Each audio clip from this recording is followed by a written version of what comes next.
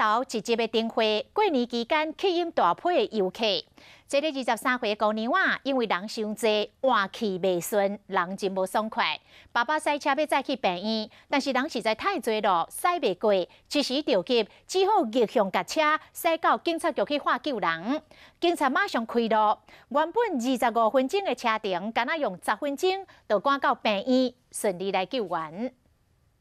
警局门口有来一个真着急的妈妈，伊的查囝身体无爽快，想要送病院，但是妈妈心是找唔到所在。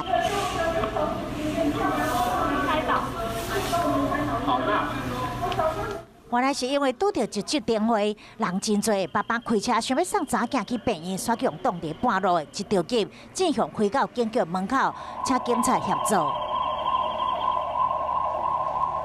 警车马上快速开路，爸爸对伫后面，两台车都伫一集的市区驶真紧，将近20公里的路程，只有用10分钟就到病院。集集到竹山约25分钟，因为春节期间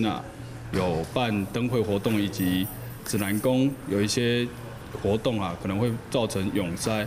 23岁查囝当时气喘袂起来，警方协助开路送医，好在及时赶到病院，成功救援。